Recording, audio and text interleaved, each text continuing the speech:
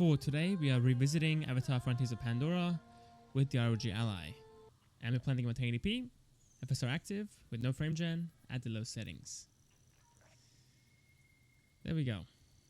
So when I did my first video on this game, there were a few comments saying I should be using 8 gigs of VRAM, as well as 30 watts, and saying the game was running beautifully with those settings. So it's been a while, and the game has had a few updates. I'm playing at 30 watts here, it's running at 42 right now, and we're using 8 gigs of VRAM as well.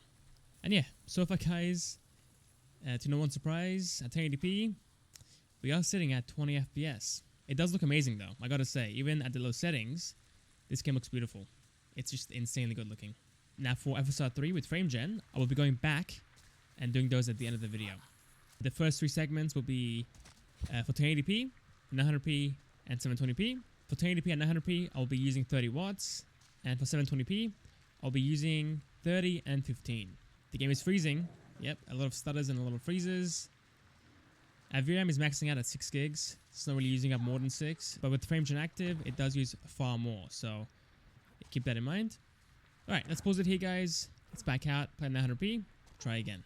Alright guys, 900p, 30 watts, with no frame gen. And so far, still in the mid 20s and the high 20s. The game is still stuttering, so it hasn't changed much. It's a bit better, but again, not by much. And yeah, the VRAM again, 6.5 gigs, almost 7. And system RAM's at 7 gigs. Our GPU is fully maxed out, so we have headroom if we use, I guess, a lower resolution here. And with frame gen, above 30 FPS should be easily doable.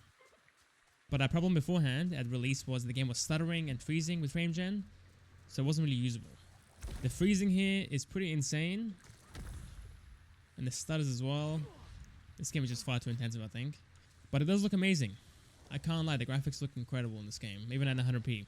Alright, time for 720p guys. Let's back out and see if 30 FPS is doable with normal FSR. Okay, 720p at 15 watts.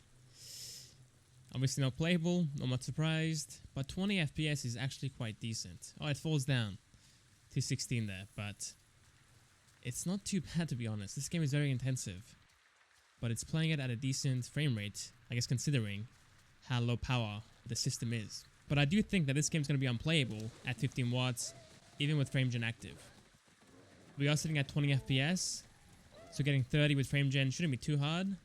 But again, I feel like it's going to be stuttery and freezing every couple of seconds, so it's going to be a skip for me, I'm pretty sure. But we'll see in a second, once I test that 30 watts first. So yeah, the main issue is turning around. It's extremely choppy. It is quite bad here. Okay, let's pause it here guys, play at 30 watts, and go again. Leave me alone. Who's this guy by the way? Leave me alone. Whoa, frame rate in the 40s. Hold on a second, that's crazy. It falls down into the 30s, the game is stuttering, but what's happening? I can't see anything. It's not too bad actually, guys. 30 FPS now? Wow. It did freeze, keep that in mind. It isn't fully smooth, but the frame rate is quite good actually. Our GPU is fully maxed out, which is nice. This game is very GPU heavy. CPU's at around 30%. We are running at 40 watts, so I'll give it a second for it to come down to 30, and we'll try again. But so far, at 40 watts, it is going crazy. The game is definitely playable at this point. I think at this point, a 30 FPS cap is the move here. It should be far more stable, and ideally, you can avoid all the stutters that's happening with the uncapped frame rate. And yeah guys, 30 watts now, and yeah, FPS wise, still in the 30s and the mid 30s. It's definitely playable. The game does freeze again, keep that in mind. It does stutter occasionally. It isn't fully smooth, but it does definitely feel like it's playable.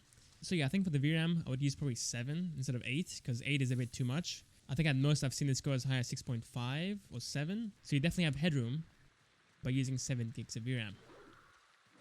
Okay, let's pause it here guys and use frame gen. We'll start at 1080p, 30 watts, and see how we go. And yeah, with frame gen active, we're sitting in the mid 30s and the high 30s. To be honest, the game does feel quite stuttery. It's not amazing. The main issue is with the camera movement. It feels quite choppy. For me, this one's a skip. But yeah, try it out, see if you like it, and go with it. 900p, 30 watts with frame gen, 40 FPS so far, guys. And the stuttering issue is still here, unfortunately. Not super responsive. Yeah, look at that. Super choppy. Just not good, to be honest. So yeah, I think frame gen is still a skip for this game. It does improve the FPS at those high resolutions, but the added stutters isn't really worth the trade-off. And lastly, 720p. We are sitting in the high 40s and the low 50s. So around a 10 FPS increase from each resolution jump.